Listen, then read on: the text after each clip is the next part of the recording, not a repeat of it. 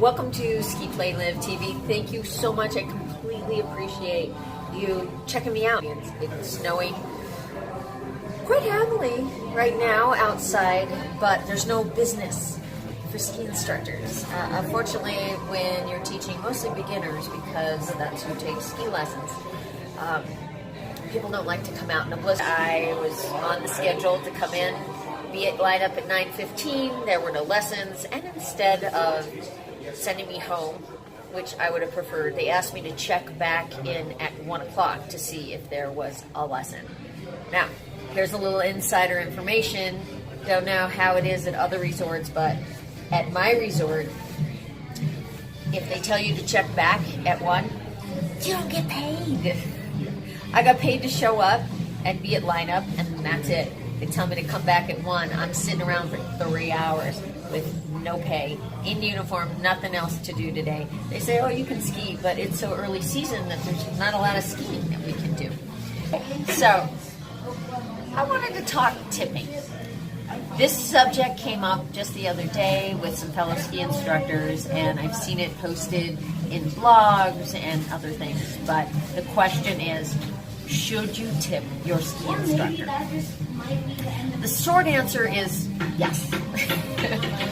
We do work for an hourly, but the hourly is very different depending on how long somebody's been at a resort, how skilled they are as far as their certification goes, how often they teach. If you've been here full time for 7 years, you're going to make more money than somebody who just came on this year. And you don't know that as a client. If you come and you take a ski lesson, you have no idea until you actually start talking to your instructor whether they've been here for 10 years or this is their first season. If this is their first season, they're not getting paid very much. If they've been here a long time, they're getting paid more hourly, but they've earned that.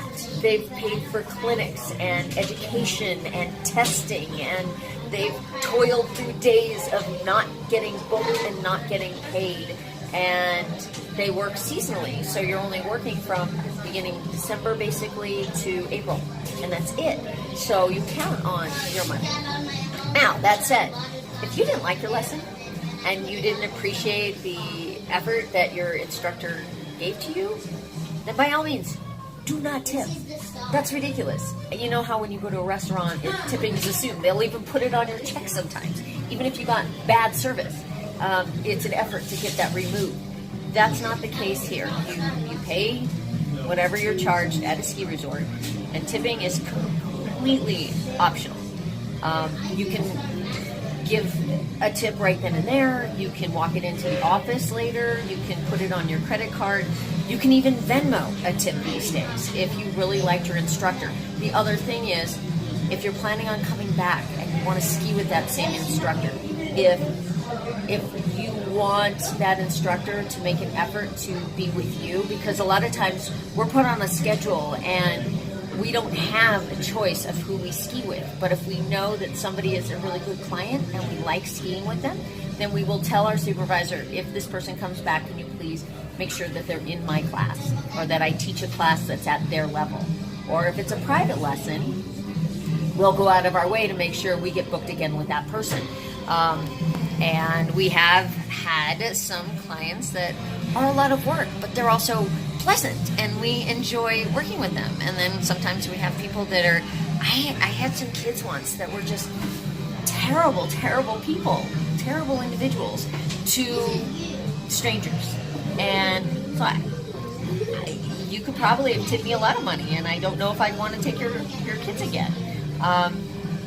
People need to be respectful of the work that we put in. This is different than being a waiter or a concierge or the door guy that you tip. When we're out there with you, we have to keep you safe. We have to help you to have a good time and to have fun and appreciate being out on the mountain and wanting to continue to ski. So that's a lot of responsibility that we have. And so if you appreciate that, we love to see it. But at the same time, I teach because I love to teach, not because I'm looking forward to a tip. So if I don't get a tip, I don't hate the people that I skied with, not at all. If they had a good time and they were friendly and they were fun and they smiled at the end, that's That's a good tip for me.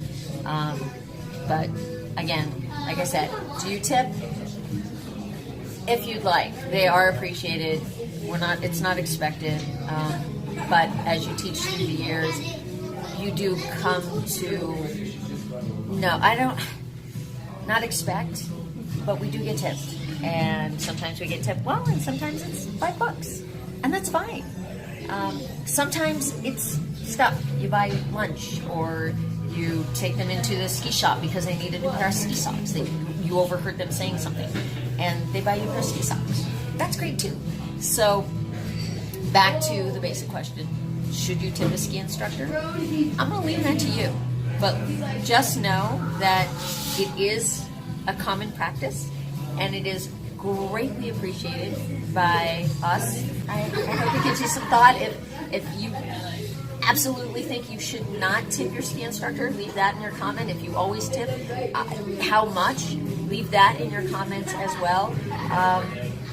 The most that I ever got, that was a question somebody asked, but I know people that have had cars purchased for them, or they were taking heli skiing. That was a sweet tip. So, you can get creative if you'd like, but we appreciate it, and we love skiing with you. So thank you.